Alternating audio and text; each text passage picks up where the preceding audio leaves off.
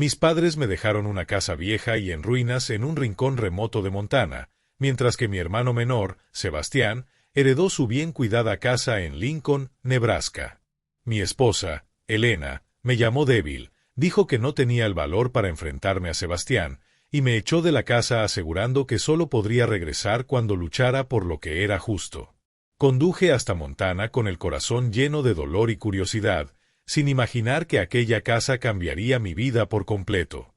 Hola, me llamo Bruno Andrade, tengo 42 años y trabajo como empleado bancario en una pequeña sucursal en Lincoln, Nebraska. Mi vida, si tuviera que describirla, es como un río tranquilo, serena, predecible, pero nunca realmente vibrante. No soy el tipo de persona que disfruta hablar de sí mismo, pero ya que estás aquí, intentaré ayudarte a entender quién soy y por qué estoy parado frente a esta casa desmoronada, sosteniendo un manojo de llaves oxidadas, con el corazón lleno de emociones encontradas. Crecí en Lincoln, en un barrio de clase media con casas idénticas, paredes blancas, techos de tejas rojas y jardines perfectamente recortados. Mis padres, Guillermo y María Andrade, eran personas sencillas. Mi padre era mecánico automotriz y mi madre maestra de primaria. Nos querían a Sebastián y a mí, pero no era un amor ruidoso. Nos enseñaron a ser amables, a ceder y a poner siempre a la familia primero. Sin embargo, siempre había algo que faltaba, una pieza que no sabía nombrar. Mis padres rara vez hablaban de nuestras raíces familiares. Solo sabía fragmentos de historias contadas a medias, que mi bisabuelo había sido parte del pueblo Lakota, una nación indígena que alguna vez vivió en las vastas praderas de las grandes llanuras. Mi abuelo José fue el último en nuestra familia que mantuvo cierta conexión con esa cultura, pero falleció cuando yo era demasiado pequeño para recordarlo. Mi padre, quizás queriendo que encajáramos en la vida de ciudad, nunca habló mucho de mi abuelo ni de nuestra herencia Lakota. Lo poco que sabía era que mi bisabuelo había sido un cazador habilidoso, que mi abuelo trabajó en un rancho cerca de las montañas Big Horn y que nuestra familia dejó sus tierras ancestrales para comenzar una nueva vida en Nebraska. No culpo a mis padres. Solo querían que tuviéramos una vida más fácil, libres de la etiqueta de diferentes en una ciudad donde los nativos americanos solían recibir miradas desconfiadas. Pero a veces, cuando me miraba al espejo y veía mis ojos marrones oscuros y mi cabello negro y espeso, me preguntaba quién era realmente. En lo más profundo, una parte de mí anhelaba conectar con esas raíces, pero no sabía por dónde empezar. Sebastián, mi hermano menor, era diferente. 4 años menor que yo, siempre fue el centro de atención, alto, atractivo, con una sonrisa que conquistaba a cualquiera. Era ambicioso, astuto y no temía hacer lo necesario para conseguir lo que quería. De niño siempre obtenía la porción más grande de pastel, el juguete más bonito y más atención de nuestros padres. No estaba celoso, o al menos eso me decía. Yo era el hermano mayor, y los hermanos mayores deben ceder. Pero a veces me preguntaba si era demasiado débil, como Elena solía decir. Elena, solo mencionar su nombre hace que mi corazón se apriete. Nos conocimos hace 15 años en la fiesta de un amigo en común. Era hija de una familia acomodada de Omaha, una mujer inteligente y decidida, con ojos verdes intensos y el cabello rubio perfectamente arreglado. Se sintió atraída por mi gentileza, o eso decía. Eres diferente a otros hombres, me dijo una vez. Eres honesto, confiable. Me enamoré de ella a primera vista, de la manera en que hacía que todo a su alrededor cobrara vida. Nos casamos después de 2 años de noviazgo y sus padres nos regalaron una pequeña casa en los suburbios de Lincoln. Fue un regalo por el que siempre estuve agradecido, aunque también me hizo sentir en deuda. Nuestro matrimonio no era perfecto, pero sí estable. Elena trabajaba en bienes raíces, siempre ocupada con contratos y reuniones. Yo, en cambio, estaba conforme con mi trabajo de oficina. Me gustaba la calma de los números, cuadrar balances y revisar cuentas. Pero Elena quería más. Quería que ascendiera, que me convirtiera en el hombre fuerte que ella imaginaba. Bruno, no puedes seguir dejando que la gente pase por encima de ti, decía con la voz cargada de decepción. Dejas que Sebastián te domine. Dejas que tus colegas te superen. Vas a vivir toda tu vida como un don nadie. No sabía cómo responder. No quería competir, no quería convertirme en una versión de Sebastián. Pero cada palabra de Elena me cortaba como un cuchillo, haciéndome dudar de mí mismo. ¿Era realmente débil? ¿Había dejado que la vida pasara sin luchar por nada? Todo cambió una tarde de marzo cuando recibí una llamada del hospital. Mis padres habían muerto en un accidente automovilístico en la carretera. Un camión perdió el control y chocó contra su coche. No recuerdo cómo conduje hasta el hospital, solo sé que cuando llegué me desplomé en el frío pasillo, con lágrimas incontrolables. Sebastián llegó después, aparentemente sereno, aunque vi sus manos temblar al firmar los documentos. El funeral estuvo cargado de dolor. Apenas hablamos, intercambiando solo palabras breves sobre los arreglos y los visitantes. Elena se quedó a mi lado, sosteniendo mi mano, pero percibí una distancia en su mirada. Tal vez estaba decepcionada de que no mostrara la fortaleza que esperaba. Tal vez pensaba que debía hacer o decir algo para demostrar que era el hermano mayor. Una semana después, el abogado de mis padres nos llamó para leer el testamento. No esperaba mucho. Mis padres no eran ricos y asumí que dividirían todo en partes iguales. Pero cuando el abogado comenzó a leer, sentí que el suelo desaparecía bajo mis pies. María y Guillermo Andrade dejan su casa en Lincoln, Nebraska, junto con todos sus bienes personales, a su hijo menor, Sebastián Andrade, dijo con voz firme. A Bruno Andrade le dejan una propiedad en el condado de Stillwater, Montana, junto con todo su contenido. Quedé atónito. La casa de Lincoln era donde crecimos, llena de recuerdos, bien cuidada y valorada en más de $1 millón en el mercado actual. La casa de Montana, ni siquiera sabía que existía. Mis padres nunca la mencionaron, y solo recordaba vagamente que mi abuelo había vivido en algún lugar en las montañas. Sebastián me miró con una sonrisa enigmática. Supongo que mamá y papá sabían que no te gustaba la vida en la ciudad, dijo, medio en broma, medio en serio.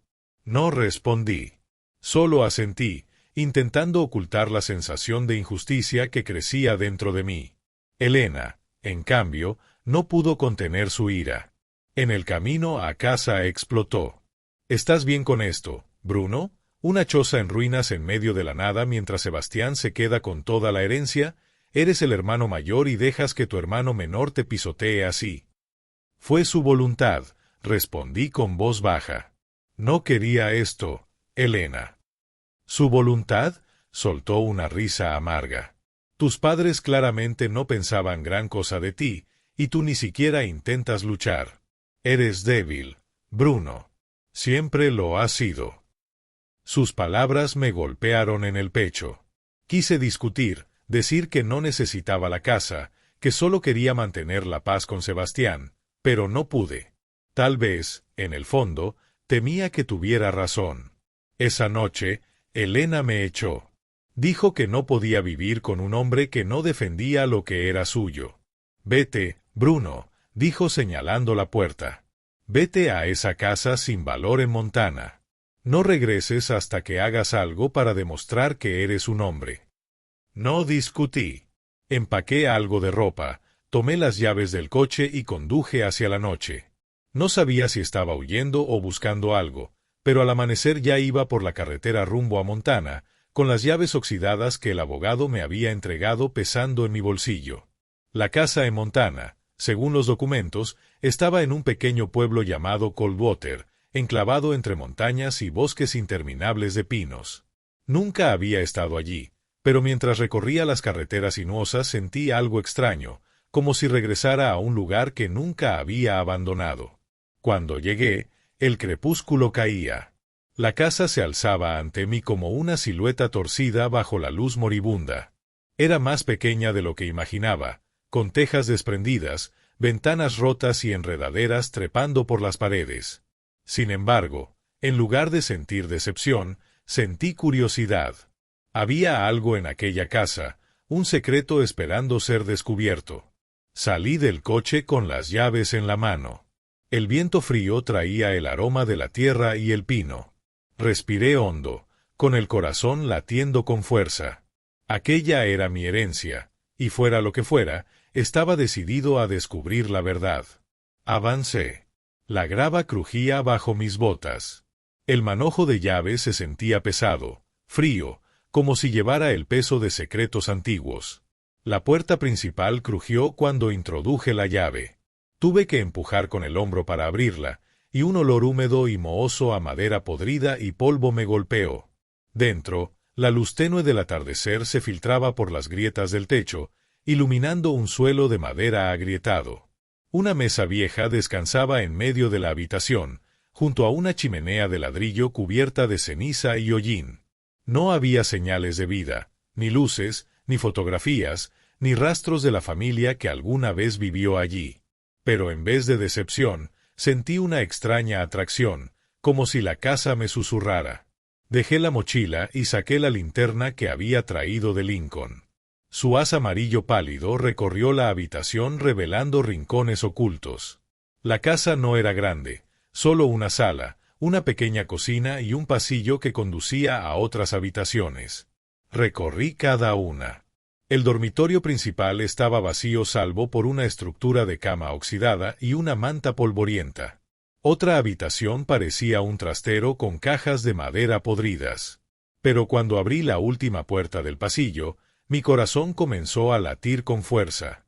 Esa puerta era diferente.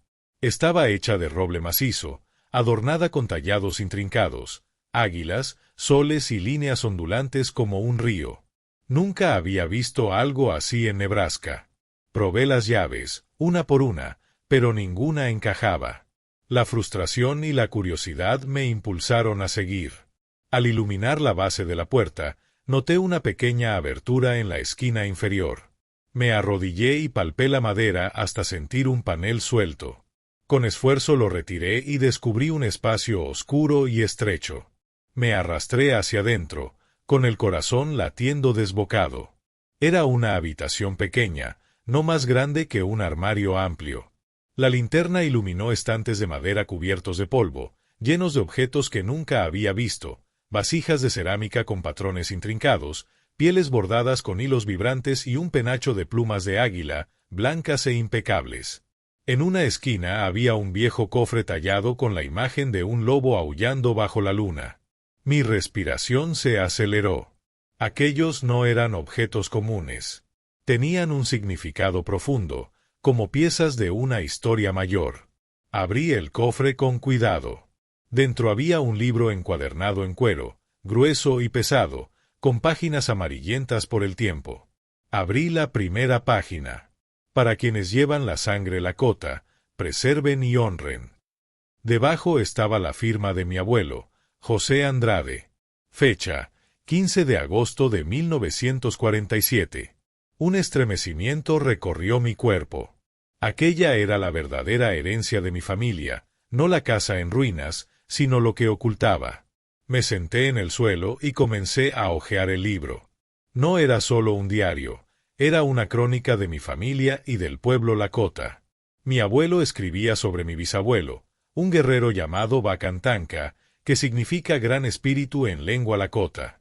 Describía los días en que la tribu vivía en las praderas, cazando bisontes y realizando rituales bajo cielos estrellados. También hablaba de las pérdidas. Cuando los colonos blancos llegaron, tomaron sus tierras y forzaron a la tribu a vivir en reservas. Pero, sobre todo, escribía sobre la resiliencia, como mi bisabuelo escondió aquellos artefactos para protegerlos del saqueo, para que un día sus descendientes pudieran reclamarlos y continuar la historia de su pueblo. No me di cuenta de que las lágrimas corrían por mi rostro hasta que cayeron sobre las páginas. Nunca me había sentido tan cerca de mi abuelo, de mi bisabuelo o de mi tribu como en ese instante. Todos esos años en Lincoln viví como un extraño a mis propias raíces. Pero ahora, sentado en aquella habitación polvorienta, sentía que alguien pronunciaba mi nombre. No Bruno Andrade, el empleado bancario, sino Bruno, descendiente de Bacantanca, portador de sangre Lakota. Pasé toda la noche examinando los artefactos. Cada uno contaba una historia. El penacho de plumas, según mi abuelo, se utilizaba en ceremonias para invocar la lluvia. Las vasijas contenían las cenizas de guerreros caídos, ocultas para evitar su destrucción por el ejército estadounidense. Un pequeño tambor cubierto con piel de venado aún emitía un sonido profundo cuando lo golpeaba suavemente. No sabía cuál era su valor monetario, pero sabía que eran invaluables. Eran historia. Eran el alma de un pueblo que yo nunca había conocido de verdad, pero que, de algún modo, siempre había vivido dentro de mí. Cuando los primeros rayos del amanecer comenzaron a filtrarse por las rendijas del techo, seguía sentado en el suelo de aquella pequeña habitación secreta. Estaba exhausto, cubierto de polvo, con los ojos enrojecidos, pero por primera vez en años sentía algo distinto a la resignación. Sentía propósito. Cerré el libro con cuidado y volví a guardarlo en el cofre. No como quien esconde algo, sino como quien protege un tesoro. Sabía que aquello no podía quedarse así, abandonado en una casa deteriorada que apenas resistía el paso del tiempo. Salí al exterior para respirar aire fresco. El bosque estaba en silencio, apenas interrumpido por el canto lejano de un ave. Las montañas se alzaban majestuosas bajo la luz dorada de la mañana. Por primera vez entendí por qué mi abuelo había elegido aquel lugar. No era aislamiento. Era memoria.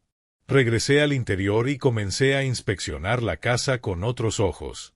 Ya no era una choza sin valor. Era un guardián. Un santuario improvisado. Mi bisabuelo había escondido aquellos objetos allí para protegerlos. Mi abuelo había dejado instrucciones claras en el libro. Cuando llegue el momento, devuelve estas historias a la luz. No sabía exactamente qué significaba eso, pero sentía que ese momento había llegado. Pasé los siguientes días limpiando. Abrí ventanas, retiré tablas podridas, barrí polvo acumulado durante décadas. Cada tabla que reforzaba, cada vidrio que reemplazaba, se sentía como una forma de reconstruirme a mí mismo. En el pueblo de Coldwater conocí a algunas personas mayores. Una mujer llamada Clara Viteorce, de mirada serena y cabello plateado, me observó con detenimiento cuando le conté mi apellido. «¿Andrade?», repitió con suavidad. «Tu abuelo José vivió aquí hace muchos años». Sentí un escalofrío. Ella me habló del pasado, de cómo José era un hombre reservado pero profundamente respetado.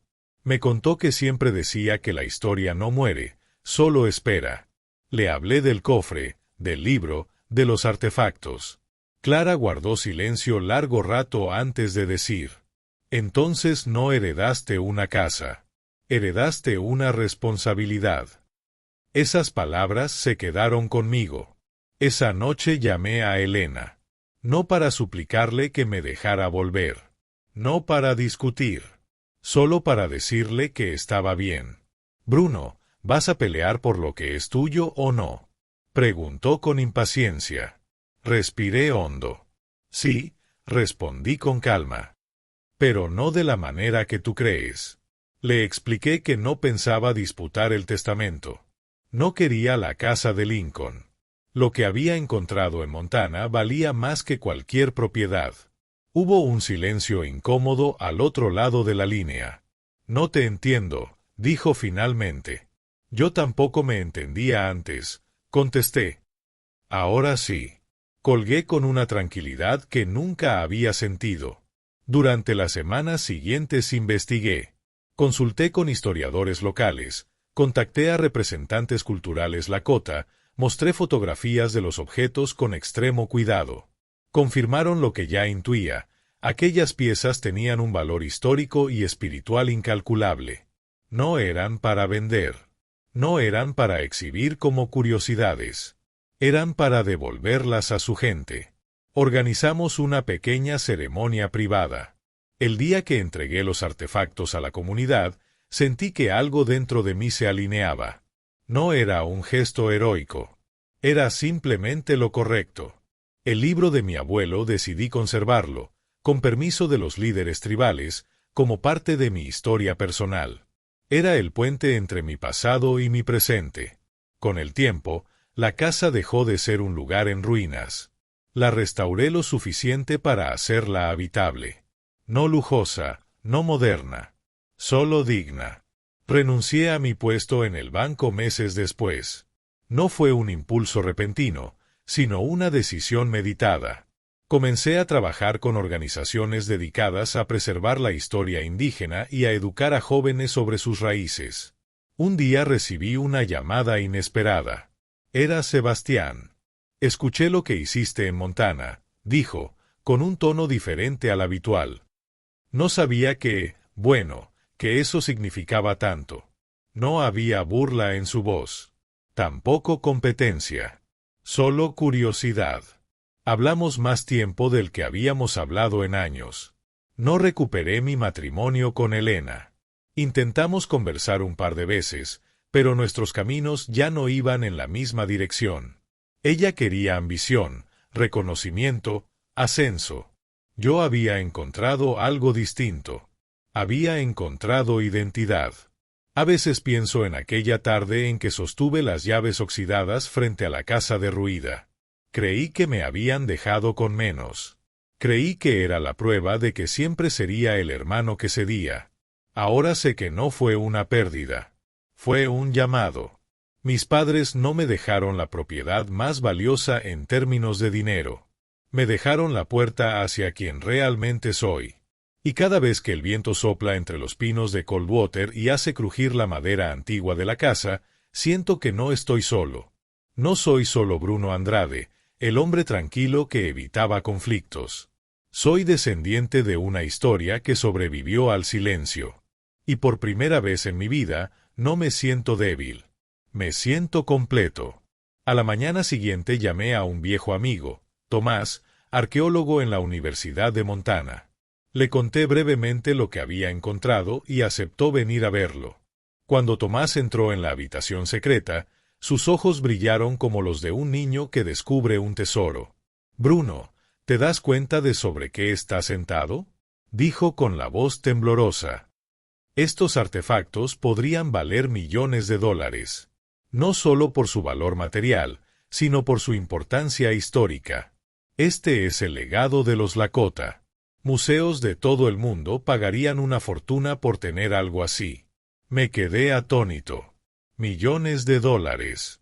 Esa cantidad podría permitirme recuperar la casa de Lincoln, saldar las deudas de Elena y vivir cómodamente el resto de mi vida. Pero incluso mientras ese pensamiento cruzaba por mi mente, sentí una resistencia profunda. Aquellos artefactos no estaban en venta. No pertenecían a un museo ni a un coleccionista privado. Me pertenecían, no a mí. A mi familia. Al pueblo Lakota.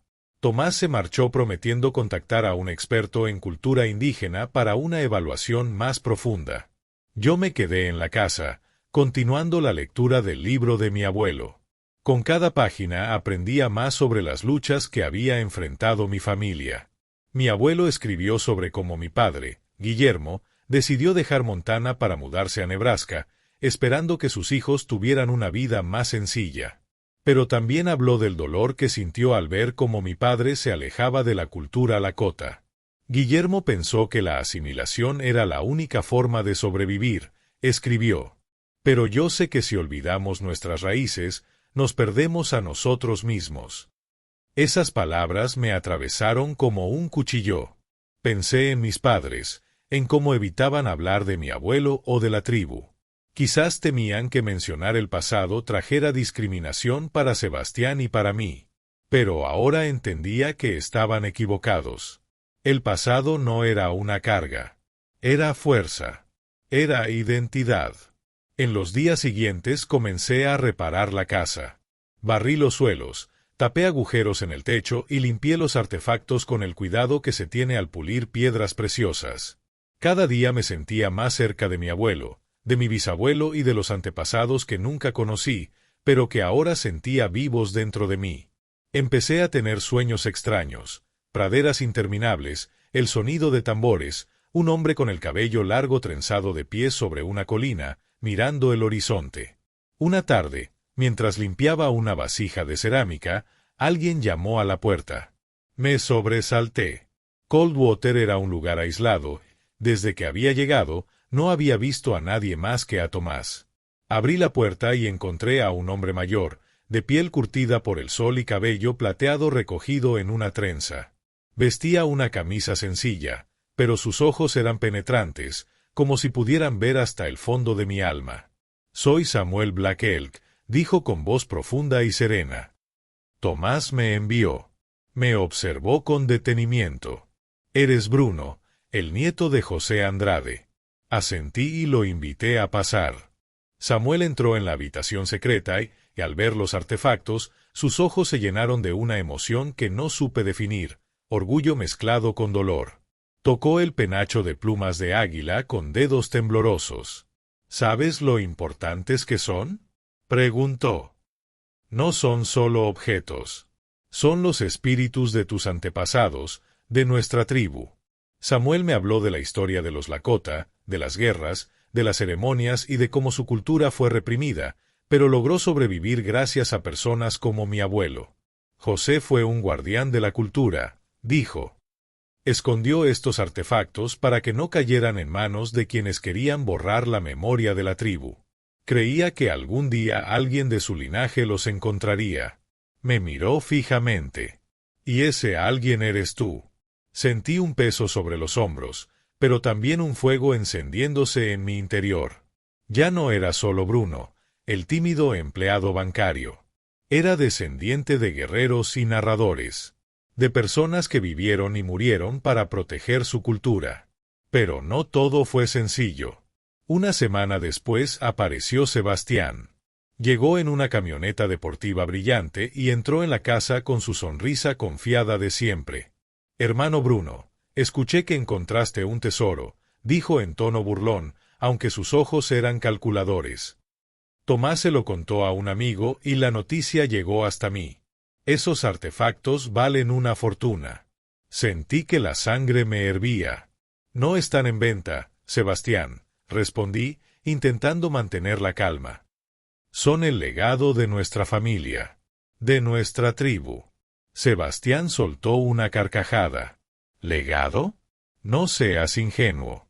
Véndelos, dividimos el dinero y puedes vivir como un rey. Estoy dispuesto a cambiar la casa de Lincoln por esta, si quieres». Su oferta me sacudió. La casa de Lincoln, llena de recuerdos de nuestros padres, de nuestra infancia.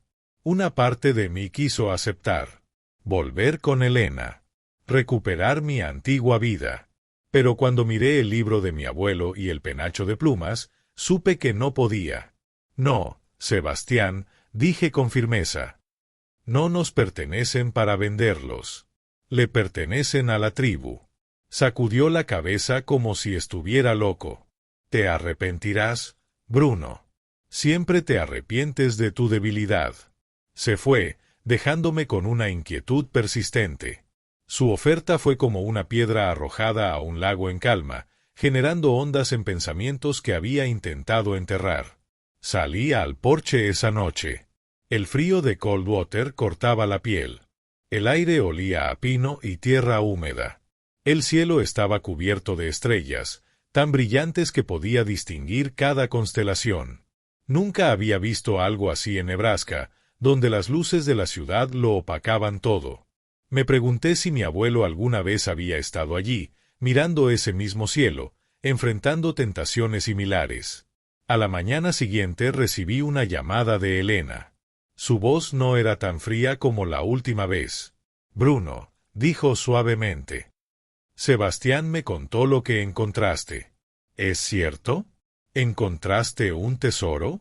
Apreté el teléfono. «No es un tesoro, Elena. Es un legado. Pertenece a nuestra familia y al pueblo Lakota».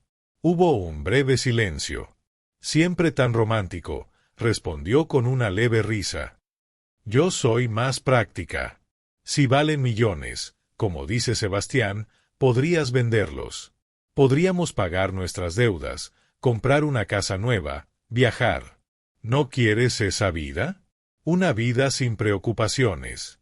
Sus palabras evocaron imágenes que alguna vez deseé: una casa más grande, vacaciones en la playa, reconocimiento. Pero sentí nuevamente esa resistencia profunda. No están en venta, Elena. Significan más que el dinero. Suspiró. Sigue siendo el mismo, Bruno. Idealizas todo. Esos viejos objetos no pagan facturas. Estás viviendo un sueño absurdo y estoy cansada de esperar a que despiertes. Quise decirle que había encontrado la felicidad, pero guardé silencio. Sabía que no lo entendería. Voy a Montana, dijo antes de colgar. Tenemos que hablar cara a cara. Una semana después llegó en una tarde lluviosa.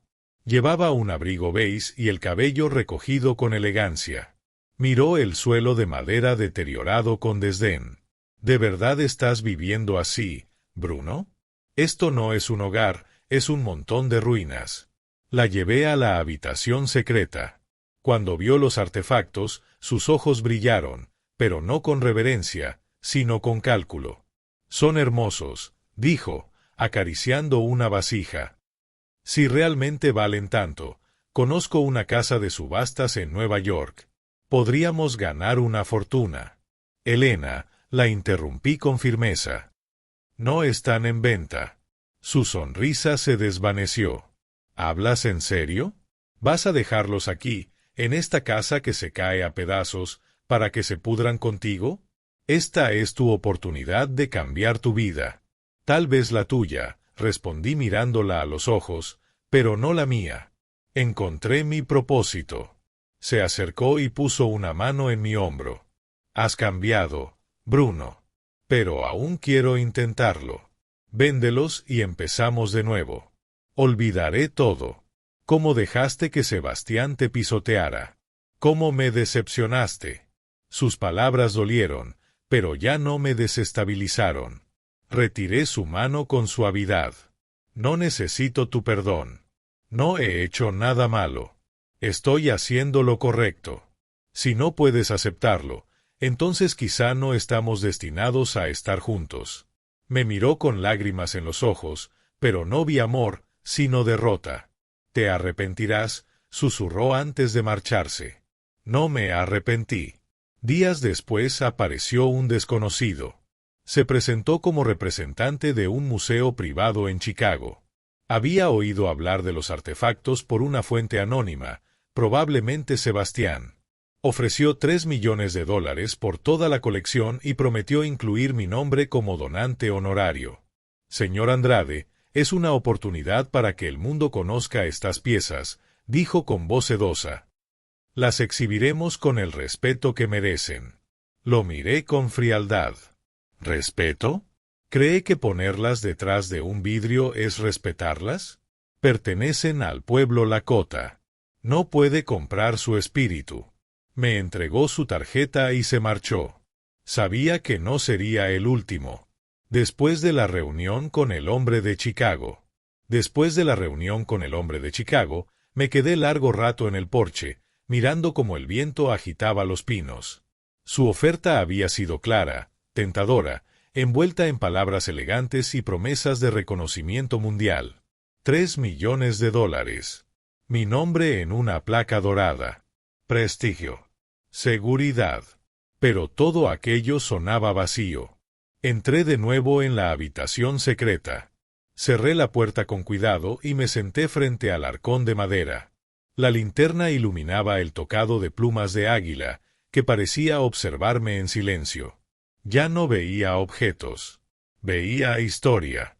Veía sacrificio. Veía resistencia. Esa noche volví a soñar. Soñé con la pradera infinita, con tambores resonando en la distancia. El hombre de cabello largo trenzado estaba otra vez en la colina. Esta vez no solo miraba el horizonte. Esta vez se giró hacia mí. Sus ojos eran firmes, serenos. No hablaba, pero entendí el mensaje, no está solo. Al despertar, el aire de Coldwater era frío y claro. Sentí una decisión asentarse dentro de mí como una piedra firme en el río. Esa misma mañana llamé a Samuel Black Elk.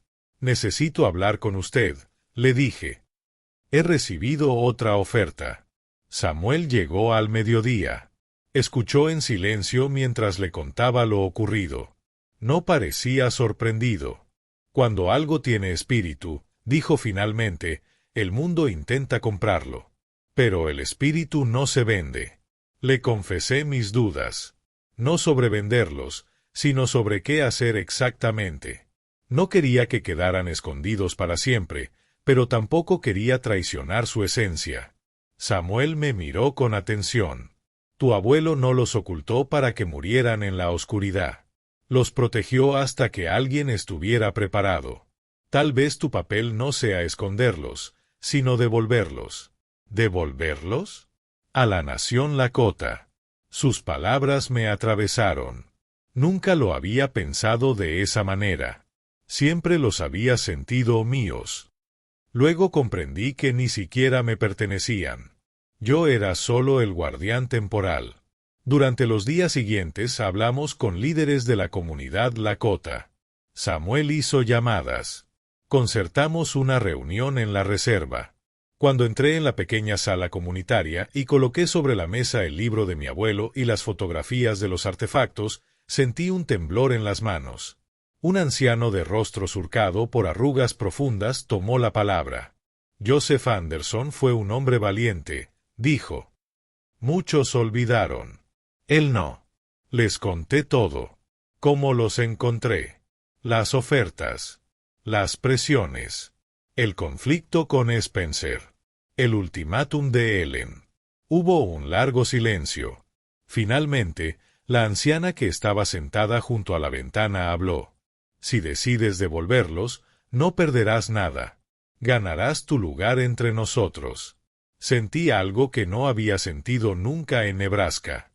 Pertenencia. Regresé a la casa de Coldwater con una decisión tomada. Llamé a Spencer. No voy a vender nada, le dije antes de que pudiera empezar a hablar.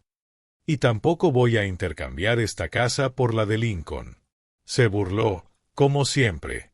Sigue siendo el mismo soñador.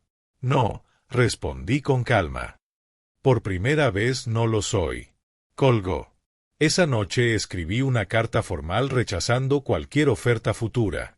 También llamé al representante de Chicago. No habrá trato, dije.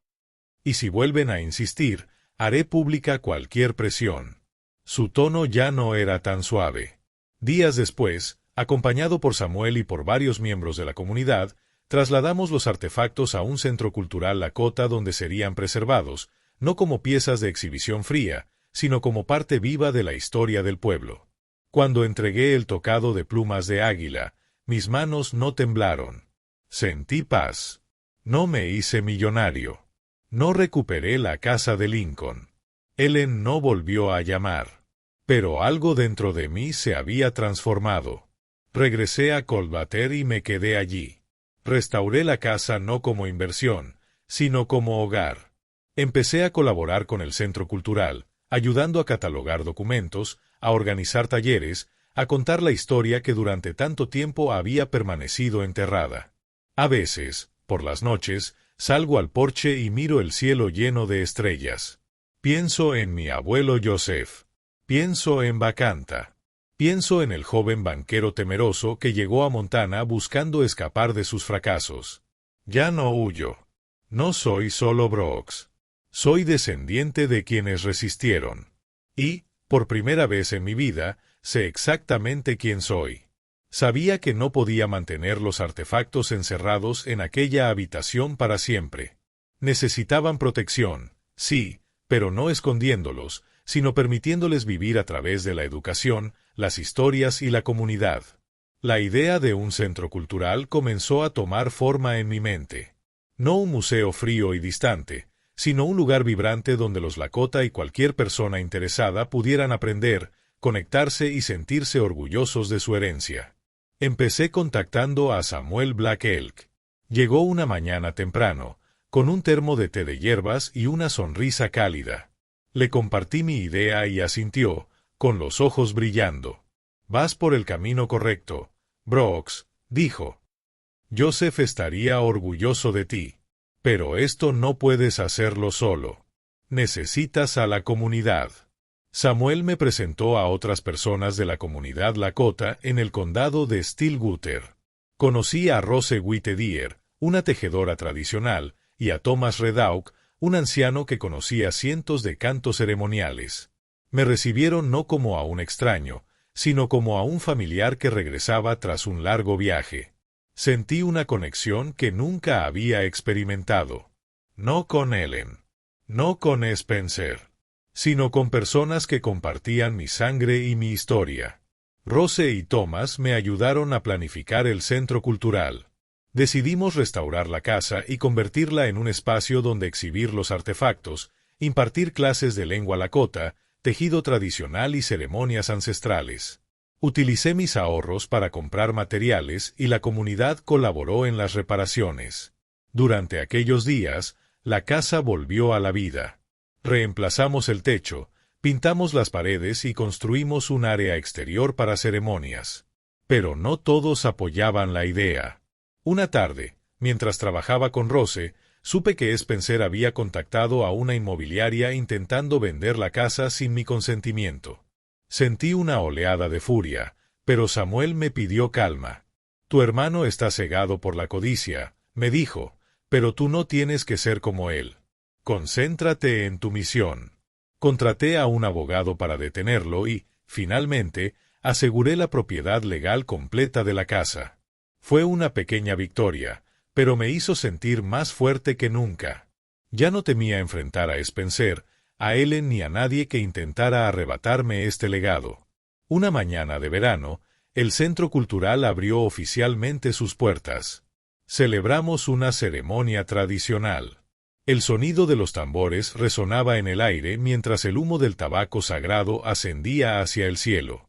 Samuel dirigió el ritual y yo permanecí a su lado, vistiendo una camisa bordada por Rose, con el corazón desbordado de orgullo. Decenas de personas de la comunidad lakota y de otras tribus asistieron, junto con vecinos curiosos interesados en la cultura indígena. Me situé frente al público con un micrófono en la mano y, por primera vez, compartí mi historia. Hablé de mi viaje desde Lincoln hasta Coldwater, del hallazgo de los artefactos y de cómo me ayudaron a comprender quién era realmente. Antes pensaba que era débil, dije, con la voz temblorosa. Pero ahora sé que la fortaleza no viene del dinero ni del poder. Viene de saber a dónde perteneces y luchar por protegerlo. El público aplaudió. Vi lágrimas en los ojos de Rose. Después de la ceremonia, una niña se acercó y me entregó un collar de cuentas. Gracias, señor Brooks, dijo. Nunca pensé que pudiera estar orgullosa de ser lakota, pero hoy lo estoy. Sus palabras fueron un regalo. El centro cultural no era solo un lugar para preservar artefactos, sino para cultivar orgullo, esperanza y conexión. Mientras escuchaba risas y conversaciones, con el aroma del humo ceremonial aún flotando en el aire, sentí una paz que jamás había conocido. Pero en el fondo sabía que mi camino no había terminado. Yo, Brooks Anderson, el hombre al que llamaban débil, el que siempre cedía para evitar conflictos, estaba en un nuevo cruce de caminos. No porque me hubiera convertido en otra persona, sino porque por fin había aceptado quién era, un hombre de sangre lakota con la responsabilidad de proteger el legado de sus antepasados y un corazón que anhelaba sentido. En las semanas siguientes a la inauguración, estuve más ocupado que nunca. Cada mañana me levantaba temprano, preparaba una taza de café fuerte y comenzaba a trabajar. Algunos días ayudaba a Rose Whitedier a organizar los artefactos para su exhibición, anotando cuidadosamente las historias que Samuel Blackwell compartía sobre cada uno. Otros días me sentaba con Thomas Redauk a aprender cantos ceremoniales. Su voz subía y bajaba como un puente hacia las antiguas praderas de nuestros antepasados. Seguía equivocándome con la pronunciación en lakota, provocando risas, pero ya no me avergonzaba. Cada palabra nueva me acercaba un poco más a mis raíces. Sin embargo, no siempre me sentía fuerte. Algunas noches, cuando el centro estaba cerrado, me sentaba solo en la habitación secreta y miraba el libro encuadernado en cuero de mi abuelo. Me preguntaba si realmente era capaz de continuar con aquello. La presión no venía solo de fuera, de Spencer, de Ellen o de quienes querían comprar los artefactos, sino también de dentro. Temía fallar. Temía no estar a la altura de la confianza de mi abuelo o de la comunidad Lakota. Una noche, mientras limpiaba el tocado de plumas de águila, Samuel entró en silencio. Se sentó en la vieja silla de madera con un poco de tabaco sagrado en la mano. Lo encendió. El humo se elevó suavemente. «Estás preocupado, ¿verdad?», preguntó con voz baja, como el viento entre los árboles. Suspiré. «No sé si lo estoy haciendo bien. Quiero proteger todo esto, hacer que el centro sea significativo, pero tengo miedo. No crecí como Lakota. Solo soy un banquero de Lincoln que encontró sus raíces hace unos meses». Samuel sonrió con la serenidad de quien ha visto demasiado para temer. «¿Crees que Bacanta, tu bisabuelo, nunca tuvo miedo?», dijo. Se enfrentó a un ejército entero sabiendo que no podía vencer, y aún así luchó por su pueblo. La fortaleza no es la ausencia de miedo, Brooks. La fortaleza es hacer lo correcto incluso cuando tiemblas. Sus palabras disiparon la niebla de mi corazón. Comprendí que este viaje no consistía en ser perfecto, sino en avanzar pese a la incertidumbre. Samuel me entregó un pequeño collar tejido con hierba dulce y cuentas. «Llévalo», me dijo. «Te recordará que no caminas solo. Tus antepasados están contigo». Me lo puse y sentí el frescor de la hierba dulce sobre la piel. Desde aquella noche, cada vez que dudaba, tocaba el collar y recordaba que no estaba solo. Mi descubrimiento no ocurría solo en la casa o en el centro cultural, sino en momentos pequeños. Un día, Rose me invitó a su hogar, donde enseñaba tejido tradicional a un grupo de niños. Observé sus manos pequeñas moverse sobre los telares, creando patrones complejos. Rose explicó el significado de cada diseño. El zigzag representaba el rayo, el círculo el sol, fuente de toda vida. «Señor Brooks, intente usted», dijo un niño llamado Tommy, con una sonrisa traviesa. Me reí, pero Rose me sentó frente al telar. «Todo empieza con un primer paso». Enredé los hilos, provoqué risas y terminé con un trozo de tela torcido, pero sentí una alegría profunda. No por hacerlo bien, sino por atreverme a aprender. Comprendí que esa era la fortaleza que siempre me faltó, la de crecer sin miedo al fracaso. Pero los desafíos continuaron. Una mañana recibí una carta del abogado de Spencer. Me demandaba, reclamando copropiedad de la casa y alegando ambigüedad en el testamento de nuestros padres. El golpe me dejó sin aliento. Pensé que esa batalla ya había terminado. Me equivoqué. Llamé a Samuel y se sentó conmigo en el porche. «Estoy cansado», confesé. «Solo quiero hacer lo correcto». «¿Por qué todo es tan difícil?». Samuel señaló el cielo, donde un águila giraba en círculos. «¿Ves esa águila?», preguntó. «Vuela alto no porque no haya viento en contra, sino porque sabe usarlo para elevarse. Tus desafíos son ese viento. No dejes que te derriben. Úsalos para subir más alto». Decidí enfrentar a Spencer con determinación. Contraté a un abogado competente y nos preparamos para el juicio. Mientras tanto, continué trabajando en el centro, negándome a permitir que la demanda frenara nuestra labor. El juicio se celebró en Billings, a varias horas de Coldwater. Vi a Spencer por primera vez desde su última visita. Seguía siendo seguro y atractivo, pero noté un vacío en su mirada. Cuando me llamaron a declarar, conté toda mi historia. Hablé de Montana, de los artefactos, del centro cultural y de mi responsabilidad. «No lo hago por mí», dije mirando a la jueza. «Lo hago por mi familia, por la nación Lakota, por quienes lucharon para mantener vivo este legado». Spencer habló solo de valor material. Pero la jueza, una mujer mayor de mirada aguda, no pareció impresionada por cifras ni argumentos económicos. Finalmente, dictaminó que la casa y todo su contenido me pertenecían, basándose en la claridad del testamento de nuestros padres y en mi compromiso demostrado con el valor cultural del legado. Al salir del tribunal, Spencer me miró en silencio. Yo asentí y seguí caminando. De regreso en Coldwater, celebramos una pequeña ceremonia de agradecimiento. Encendimos una hoguera bajo el cielo abierto, cantamos canciones Lakota y compartimos historias. Comencé a escribir un libro sobre mi historia y la de mi familia, inspirado en el diario de mi abuelo. Quería que las futuras generaciones, niños como Tommy, como la niña del collar, supieran que llevaban dentro un legado precioso. Me involucré aún más en la cultura Lakota, participando en ceremonias e incluso intentando la caza tradicional, aunque seguía siendo un principiante torpe que hacía reír a Thomas Redauk hasta las lágrimas. Mi felicidad ya no estaba en lo que poseía, sino en lo que podía ofrecer. Cada vez que un niño aprendía una palabra en Lakota, cada vez que el tambor resonaba en una ceremonia, sentía que honraba a mis antepasados no con dinero, sino con amor y responsabilidad. Una noche, de pie en el porche, bajo un cielo lleno de estrellas, sentí que mi abuelo sonreía en algún lugar. Toqué el collar que Samuel me había dado y susurré: «Gracias por creer en mí». El viento sopló trayendo el aroma de los pinos. Ya no era el Brooks débil que siempre cedía. Era Brooks Anderson, descendiente de Bacanta, un hombre que había encontrado su propósito al proteger el legado de sus antepasados. Y, por primera vez en mi vida, me sentí verdaderamente orgulloso de mi herencia Lakota.